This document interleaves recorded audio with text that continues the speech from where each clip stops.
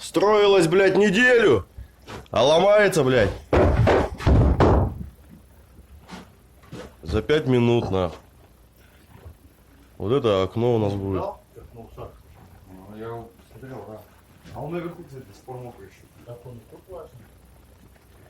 Ну, на раз улице влагу-то берет еще. Привет лунатикам. Ага. Тошнотиком.